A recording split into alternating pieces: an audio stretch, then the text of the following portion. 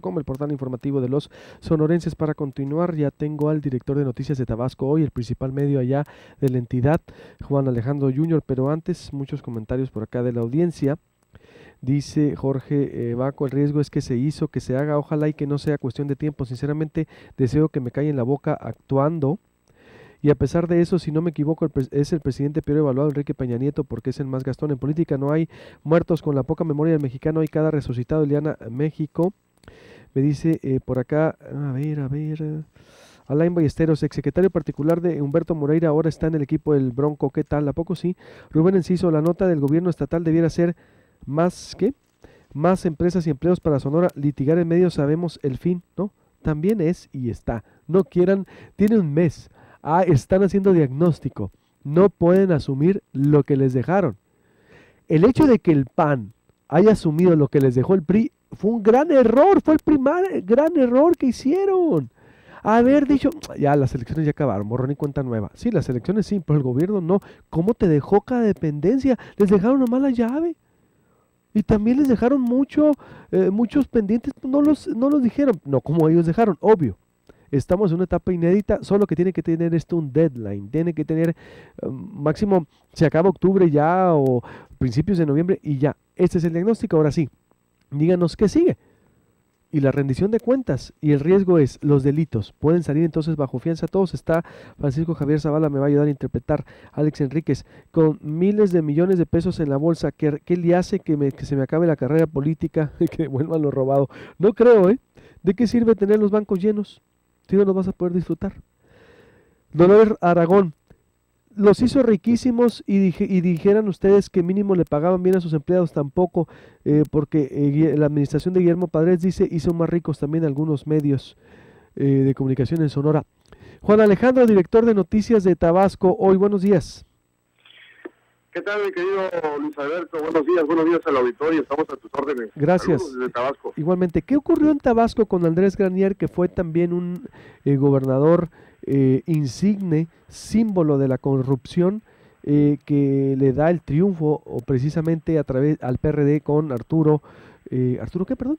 Arturo Núñez. Arturo Núñez, exacto, el exdirector del IFE. En los delitos de Granier, ¿en qué consistieron? ¿Cómo es que también lo detuvieron y sale libre bajo fianza, y otros funcionarios? ¿Qué fue lo que ocurrió con el caso Granier? Bueno, mi querido Luis, pues ha ocurrido, mejor dicho, desde el inicio de su administración. Fue desastrosa, incluso decían que llegó con el pie izquierdo. El primer mes de su administración empezó con grandes inundaciones que se dan normalmente acá en el estado de Tabasco y parte del sureste mexicano. Sin embargo, fueron muy severas y así se mantuvieron durante muchísimos años. Y es precisamente con los desastres naturales cuando empieza el problema en el estado de Tabasco y en la administración granierista, que llegó, por cierto, con un populismo importante, interesante, como esperanzador ante los tabasqueños que estaban cansados de muchos problemas, de actos de corrupción, etcétera. Venía de un trienio, una alcaldía más o menos regular, repito, bastante con llenos de tintes populistas, apoyando a la gente, inclusive regalando tamales cada domingo a las 4 de la mañana para dar audiencia pública, etcétera. Llegó de esa forma a la candidatura por su partido y es precisamente, se convierte en gobernador con grandes expectativas. Sin embargo, después de las inundaciones del 2007, que recordarán que fue una de las más severas en el territorio y en el continente, incluso comparadas con otras en Estados Unidos, por ejemplo, bueno, pues se hicieron de recursos muchísimos, millonarios, multimillonarios recursos que mandó el gobierno federal en apoyo, en aportaciones federales para gastos de seguridad, de educación, salud, programas sociales y de protección civil ante precisamente las contingencias que se desarrollaron durante esos años y principalmente en el 2007. Y finalmente la rendición de cuentas, la federación en ese momento pues no lo perdonó. Hay que recordar que estaba Felipe Calderón en ese momento como presidente de la República y evidentemente había su roce de los panistas con los priistas.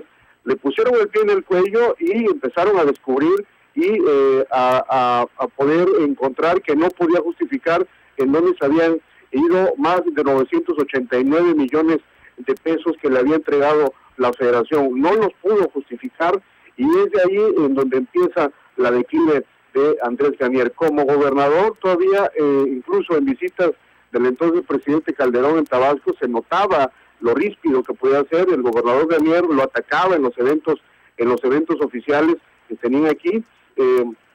Se notaba la distancia completamente, la ruptura en la relación de gobierno entre gobierno estatal y gobierno federal, y cuando termina su periodo precisamente como gobernador, y eso saltándonos todas las cosas que ocurrieron en Tabasco, bueno, pues se da en el mes del 2013, en el mes de junio, la detención precisamente. El gobierno federal inicia una averiguación precisamente en su contra, por el desvío de 989 millones que inexplicablemente no supieron en dónde quedaron. Válgame Dios, por 800. El declive de la administración, ¿son los 989 millones de pesos? Así es, y posteriormente a partir de eso empieza la administración de Arturo Núñez Jiménez, que por cierto ante esta situación evidentemente le da el paso a la alternancia en el estado de Tabasco después de 80 años de gobernar el PRI. Finalmente pues la gente se desencanta totalmente del gobernador Granier, del exgobernador, y finalmente, bueno, pues le da la alternancia al PRD. Pero antes, Democrática. Pero pues, platícame, Alejandro, director de Noticias de Tabasco, hoy, el proceso de detención de, ¿a quién detuvieron? ¿A Granier y a sus funcionarios? ¿Cómo fue? ¿Cuándo termina el gobierno y cuánto pasó para que los detuvieran? Bueno, termina en el 2012 su gobierno y termina de manera desastrosa. El estado de Tabasco se convirtió en un caos completamente, porque ante la falta de recursos, la falta de dinero, que no sabían en dónde estaban, y que se hablaba ya incluso de los desvíos millonarios, incluso de 2,000 millones de pesos del erario, y que fue finalmente en el 2013 que el gobierno actual de Arturo Núñez pone una denuncia ante la PGR, y es otra investigación que está precisamente todavía en proceso para poder realizar esa investigación de la falta de 2,000 millones. A ver, antes para diseccionar, porque para hacer un paralelismo, Coahuila en agosto acaban y al tesorero hasta en octubre lo detienen 2 meses.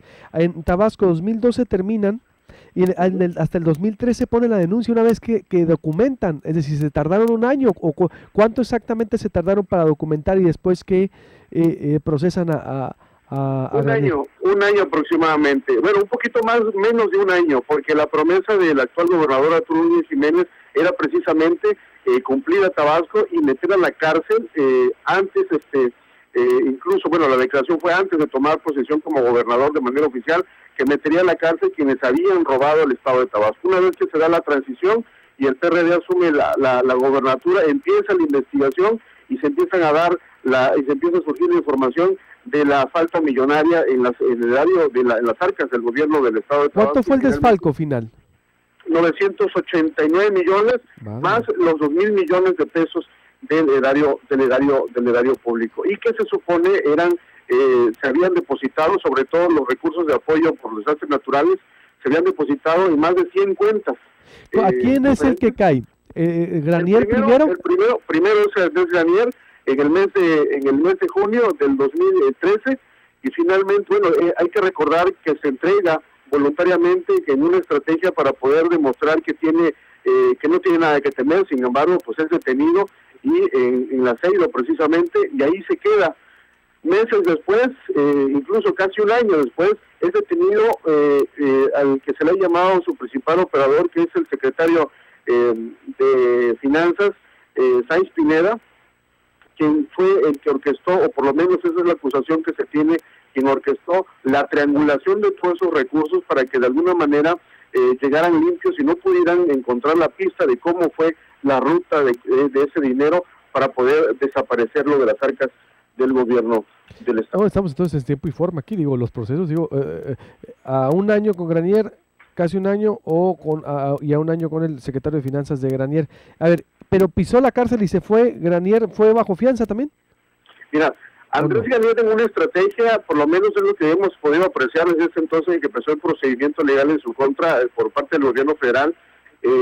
Pues no la ha pisado solamente cuando rindió su primera declaración en las instalaciones de la CEI de la Ciudad de México, y de ahí pues se puso mal, como todos ya sabemos, las imágenes donde se desmaya de manera pública, y finalmente termina en un hospital, en el Hospital Los Ángeles, uno de los hospitales Ángeles de la Ciudad de México. Ahí está pues retenido, arraigado por la PGR algunos meses, y finalmente al salir de ahí termina siendo llevado a prisión a Tepepan, al penal de Tepepan, que es un penal para mujeres. Sin embargo, tiene uno de los centros médicos más importantes de la República Mexicana y parte del continente, y se mantiene no en una cárcel promedio, sino en una habitación de este centro médico especializado del penal de Tepepan, en la capital del país. Es decir, no ha pisado en ninguna cárcel. Todavía entonces, Alejandro, director de Noticias de Tabasco Hoy, está abierto los procesos. ¿Cuántos funcionarios de Granier están en la cárcel? Hasta el momento solamente uno. ¿El de finanzas? Solamente uno. Ha venido una situación muy complicada para el gobierno estatal, que ha instalado varias acusaciones en contra de funcionarios estatales que operaron con él, incluso funcionarios menores. Sin embargo, después de un proceso corto, han salido libres, no han podido encuadrar algunos delitos y han tenido que salir libres. En el caso de Say Pineda, que es uno, después de Granier, el más importante en el saqueo. ¿Quién no ha podido encuadrar? ¿A cuáles funcionarios y qué se ha dificultado? ¿Qué tipo de documentación? Say Pineda no lo ha podido encuadrar, incluso en la primera acusación del desvío de los 2,000 millones precisamente que trianguló Andrés Granier también. Bueno, pues le acaban de dar, estaba recluido en el Centro de Rehabilitación Social de la ciudad de Villahermosa, Tabasco, y hace aproximadamente 20 días le dictaron ya y le dieron su auto de libertad debido a que no se encontraron elementos para poder procesarlo. Inmediatamente el gobierno del estado actual pues instó otra acusación en su contra, y eso evitó que finalmente ahorita, en este día que estamos platicando, bueno, estuviera retenido todavía en la cárcel, es decir, a estas horas estuviera estuviera libre completamente de toda acusación.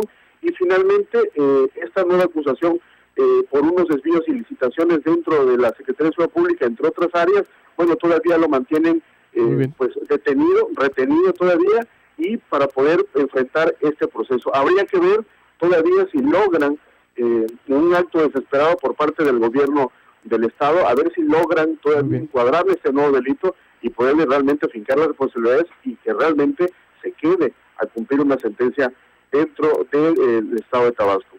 Muy bien. En el caso de Granier, te quisiera comentar que de manera general se prevé que pueda ocurrir algo parecido. Esto a pesar de que durante su administración ocurrieron grandes anomalías. Una de ellas, para darte nada más el abuso de poder que tuvieron durante su administración, su hijo Fabián Granier, si ustedes recordarán, cuando en la inauguración de 2007 se desgajó un cerro en los Altos de Grijalbas, allá en Chiapas. Muy bien.